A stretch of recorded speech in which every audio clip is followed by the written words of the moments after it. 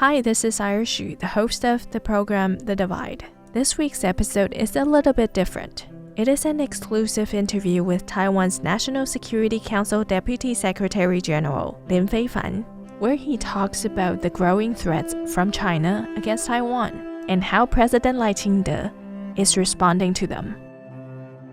大家好，今天稍早，我召集了国安高层会议，就当前国家安全情势，听取国安团队简报。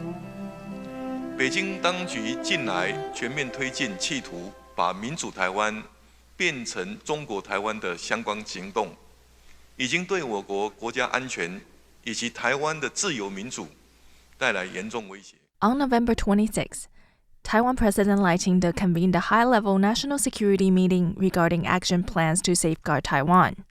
Following the meeting, the president held a press conference to address intensifying threats from China against Taiwan and the Indo-Pacific region. The president introduced two major action plans to uphold national sovereignty with a comprehensive democratic defense and to bolster defense capabilities while developing a robust full-spectrum defense industry. Radio Taiwan International sits down with Deputy Secretary General of the National Security Council, Mr. Lin Fei-fan, who talks about President Lai's plans and why the administration is looking to put 40 billion US dollars more into Taiwan's defense budget. First of all, this 40 billion US dollars is the supplemental budget bill. So combining with our original annual budgets, that would help us to boost our defense budget to 3.3% of GDP by next year. The reason why we are increasing our defense budget is because that we see the threats coming out from China. It's very clear that we need to get prepared as soon as possible, and we need to get prepared for to build the capabilities that we need in order to face that kind of threat. Because we're already seeing that in recent years that China has already built a very capable multiple different type of forces, including their unmanned system, including their rocket forces, including their POA navies. They're all building multiple different type of platforms in order to mimic a blockade or a rehearsal of information. They're already doing that for this couple of years. I can give you one example. Last year, when China is doing the so-called the joint sword exercise, they're not doing only purely on the single forces. It's actually a very connected operation. So combining Air Force, navies, and also rocket force, and also different type of forces, they're all combining and practicing the interoperability among different forces. There also have one. There's also another example. Last December, I also shared that with our audience or with our think tanks friends from the U.S. or other country. Last December, the China launched one of the biggest maritime operation in history that include 99 vessels together. There's public boats, there's government boats, and also Coast Guard and also Navy boats together, 99 vessels, crossing the East China Sea, Taiwan Strait, and South China Sea. So it's not only threatened Taiwan's security, it's also threatened the Japan and also Philippines security. So that caused huge concerns among partners and allies. Yeah. So you can see that China is intensifying their operation and also their military pressure to Taiwan. So that's a reason why we feel like we feel the pressures, and we need to speed up our preparation and also to get the capabilities we need as soon as possible. That's the reason why President Lai add this additional budget into our military. I see. And when you say that we need to get ready as soon as possible, some critics said that the government is inciting fear, and that we are expecting a war. What do you say to that? So I think President Lai made it very clear that all this preparation, I think what we're doing is not provoking a war. What we're doing is to prevent a war happen. So I think the idea is that why people are talking about like peace through strength is because we know that strength or preparedness is the only way to deter a war. Yeah. If we are not preparing ourselves for the worst scenario, then we're telling our enemies that Taiwan is not prepared and welcome to invade us. Yeah. So I think this totally different logic. So what we're doing is prioritizing our preparedness, prioritizing our defense. So I don't think that is provocations or trying to incite fears. While a lot of people might feel like, well, they doesn't perhaps they didn't see the actual threat, but if you ask our military, everyday basis, they face that the gray zone tactics. The Chinese POA vessels coming close to our 24 nautical miles, and their fighter jets come across our median line of Taiwan Strait on an everyday basis. Yeah, so it's perhaps for the society's standpoint, perhaps they didn't see that. Yeah. But for our military and the government, see that every day on an everyday basis. So I think if there's some people feel like no, they don't know why putting investments into military is so important. Maybe I think that's also tells us that the government should do more in telling the public about the real situation. So I think President Lai is prioritizing this. The reason why we talk about the national security strategy and two-man policy plan in a very public way, it's also serve as a way to tell people about the truth. The truth is that we are facing the decision of how to speed up the capability preparation. Yeah. So if we are not doing it, then we are telling the enemy that Taiwan is not prepared and it's easy to conquer. Yeah. So, but that's definitely not the message you want to send out to PRC. Yeah. I see. And we've heard a lot about civil defense. Yeah. What does that mean for the government, and what can people do to prepare? Yeah. So the first step is like the civil defense or the whole of society resilience. We currently use the term as whole of society resilience more than the usual civil defense, because civil defense in the past it's been the concept has only been twisted and somehow like there's a lot of different attacks on the concept of civil defense, and people might think that civil defense means that everyone hold a gun or to fight a war alongside the military. But the concept of whole of society resilience is actually broader than the civil defense. The whole of society resilience covers about all these all of the redundancy planning. For example, communication redundancy, energy redundancy, and also your home stockpiles and how you can sustain for longer term.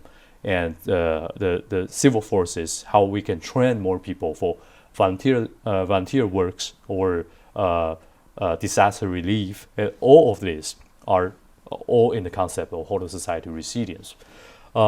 So the concept why President Lai built this concept and also embedded it into our daily work and established a committee under the presidential office called the Whole of Society Resilience Committee. The reason of that is because we believe that the civil defense or whole of society resilience requires the social consensus. And we need to discuss with our local partners, with NGOs, with all those enterprises who are working on this front.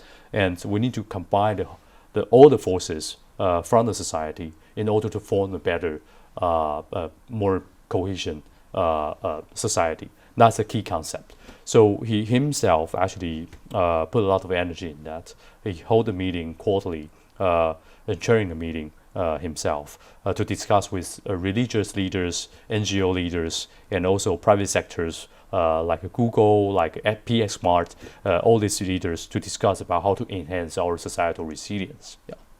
I see. Yeah. And my last question is, Taiwan is such an important part of the global economic supply chain, especially when it comes to semiconductors. How does Taiwan tell the international community that Taiwan's safety as well as Taiwan's Strait's stability is integral to the world's safety? We understand that actually, I think half of the global commercial shippings actually, went through the water nearby us, including Taiwan Strait, including the east coast of Taiwan.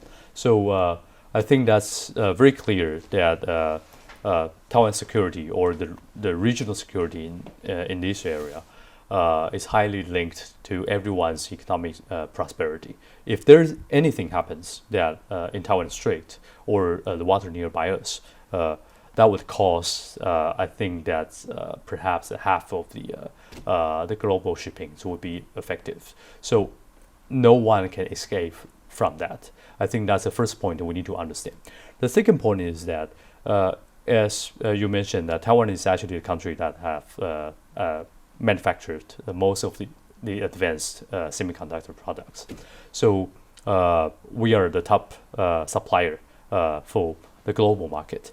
So if anything happens, you can imagine that from the e-vehicle, from all the industries, and even cell phone, even your medical products, even your machinery, all these supply chains will be interrupted.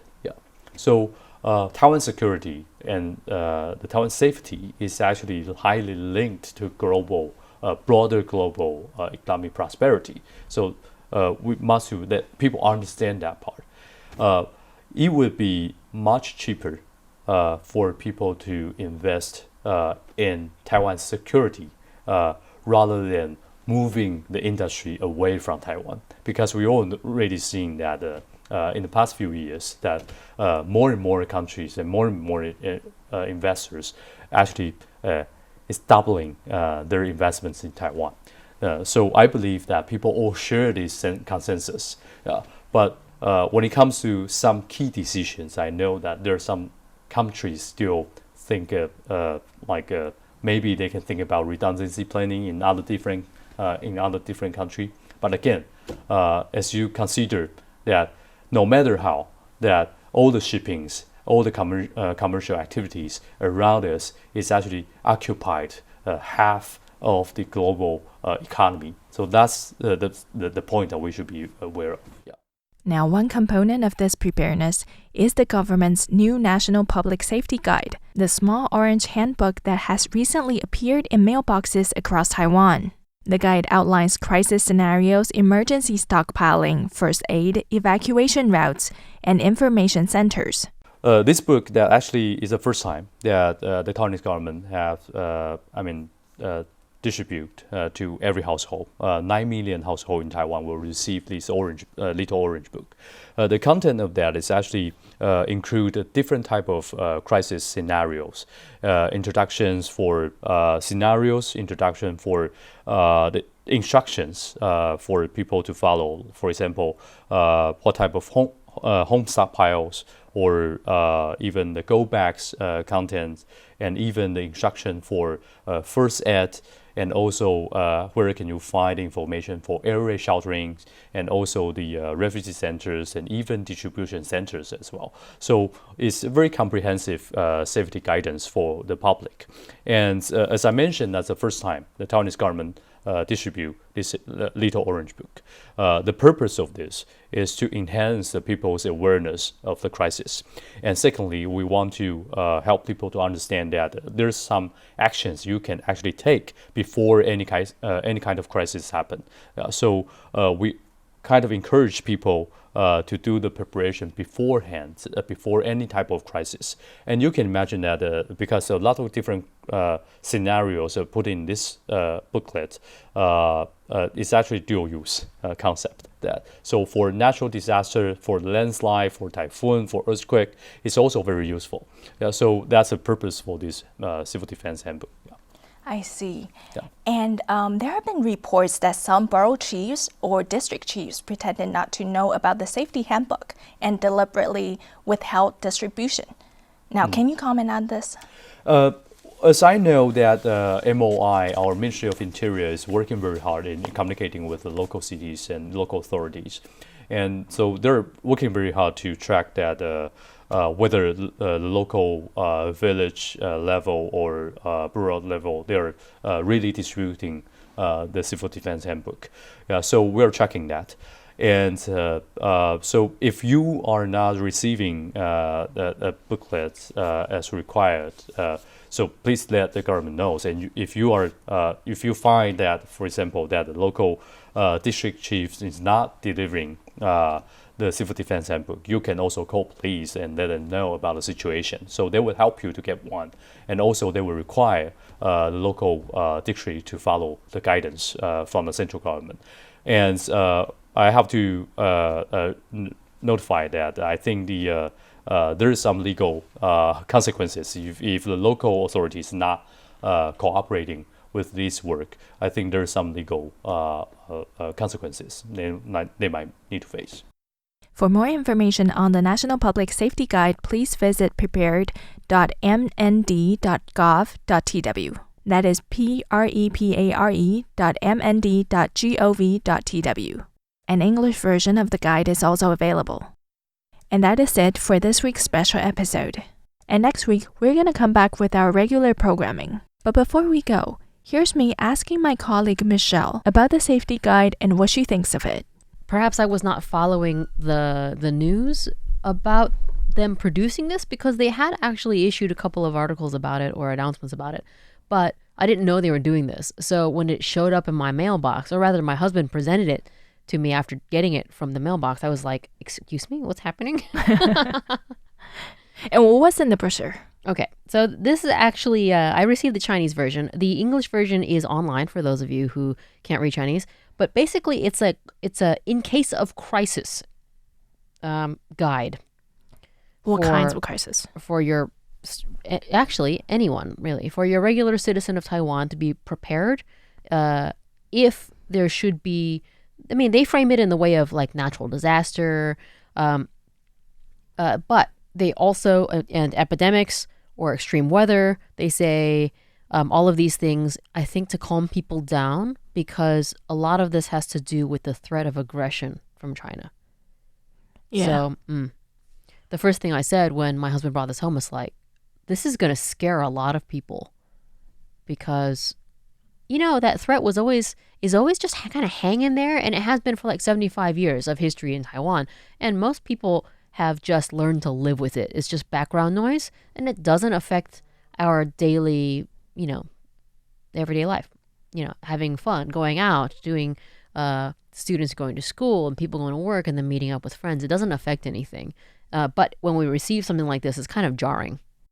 Yeah, I think my view is kind of the same. Initially, I thought that, you know, this is going to scare a lot of people. Mm-hmm. But to be honest, the more you know, the less you would be scared. Right. Because you know that you are prepared. Yeah, knowledge is power. Yeah. If you have a plan in place, which I definitely recommend for everyone, especially people who live along the Pacific Rim of fire.